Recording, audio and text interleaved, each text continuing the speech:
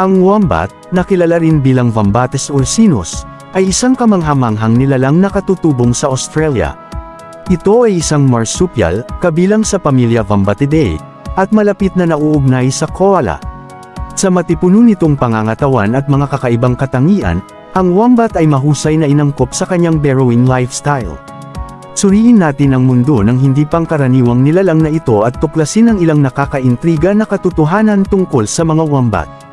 Ang mga wombat ay kilala sa kanilang mga siksik at maskuladong katawan, na nagpapahintulot sa kanila na maghukay ng malawak na mga sistema ng burrow. Ang mga burrow na ito ay nagsisilbing kanilang mga tahanan at maaaring mag-abot ng ilang metro, na nagbibigay ng proteksyon mula sa mga mandaragit at matinding kondisyon ng panahon. Ang mga lungga ng wombat ay medyo komplikado, na may magkakaugnay na mga lagusan at maraming silid para sa iba't ibang layunin. Mayroon silang matutulis na kuko at malalakas na forelimbs, na nagbibigay daan sa kanila na mahusay na maghukay sa matigas na lupa. Ang isa pang kapansin-pansing katangian ng wombat ay ang kakaibang istruktura ng ngipin nito. Ang mga wombat ay nagtataglay ng maladagat na mga incisor na patuloy na lumalaki sa buong buhay nila. Ang mga incisors na ito, na sinamahan ng matutulis na molars, ay tumutulong sa kanila na ngumunguya at gilangin ang matitigas na halaman na kanilang kinakain. Pangunahin silang herbivorous, pangunahing kumakain sa mga damo, ugat, at balat. Sa kabila ng kanilang medyo mabagal na metabolismo, ang mga wombat ay maaaring kumonsumo ng napakaraming pagkain bawat araw dahil sa kanilang mahusay na digestive system. Ang mga wombat ay higit sa lahat ay nag-iisa na mga hayop at may mga natatanging teritoryo na minarkahan nila gamit ang mga glandula ng pabango na matatagpuan sa kanilang mga hulihan. Ang mga marka ng pabango na ito ay nakakatulong na magtatag ng mga hangganan at makipag-usap sa ibang mga wombat. Gayunpaman, hindi sila ganap na antisosyal at naobserbahang bumubuo ng maliliit na grupo, lalo na sa panahon ng pag-aasawa. Pagdating sa reproduction, ang mga wombat ay may kakaibang reproductive system. Tulad ng lahat ng marsupial, sila ay nagsilang ng mga bata na kulang sa pag-unlad na nagpapatuloy sa kanilang paglaki sa pouch ng ina.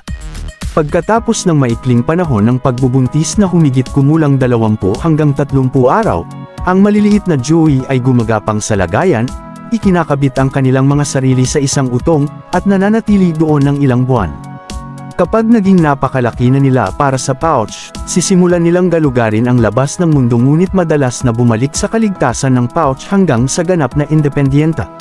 May tatlong uri ng wombat, ang karaniwang wombat, ang Southern Hairy-Nosed Wombat, at ang Northern Hairy-Nosed Wombat. Ang karaniwang wombat ay ang pinakamalaki sa tatlo, habang ang mabalahibong ilong na wombat ay may mga natatanging katangian, kabilang ang mas mahabang balahibo at walang buhok na dulo ng ilong. Ang Northern Hairy-Nosed Wombat ay critically endangered, na may maliit na populasyon na natitira sa isang restricted area ng Queensland. Sa kasamaang palad, ang mga wombat ay nahaharap sa ilang mga banta sa kanilang kaligtasan. Ang pagkawasak ng tirahan dahil sa agrikultura, urbanisasyon, at paglilinis ng lupa ay nagdudulot ng malaking panganib sa kanilang pag-iral. Bukod pa rito, ang pakikipagtagpo sa mga sasakyan sa mga kalsada ay maaaring nakamamatay para sa mga mabagal na nilalang na ito. Ang pagbabago ng klima ay isa pang alalahanin dahil binabago nito ang kanilang mga likas na tirahan at maaaring makaapekto sa kanilang mga pinagkukunan ng pagkain. Ang mga pagsisikap sa pag-iingat ay ginagawa upang protektahan ang kahangahangang mga nilalang na ito. Ang iba't ibang organisasyon sa Australia ay nagtataguyod para sa pangangalaga ng mga tirahan ng wombat, ang paglikha ng mga koridor ng wildlife, at ang pag-iwas sa mga aksidente sa kalsada na kinasasangkutan ng mga wombat. Ang mga sentro ng rehabilitasyon ay gumaganap din ng isang mahalagang papel sa pagliligtas at pag-rehabilitate ng mga nasugatan o naulilang wombat, sa huli ay ilalabas sila pabalik sa ligaw. Sa conclusion, ang wombat ay isang kapansin-pansin at natatanging hayop na may hindi kapani-paniwalang mga adaptasyon para sa burrowing lifestyle nito. Ang matipuno nitong pangangatawan, malalakas na kuko, patuloy na lumalaking ngipin, at mahusay na panunaw ay nakakatulong sa kaligtasan nito sa ligaw. Gayunpaman, ang patuloy na pagsisikap sa pag-iingat ay kinakailangan upang maprotektahan ang wombat mula sa mga banta na kinakaharap nito.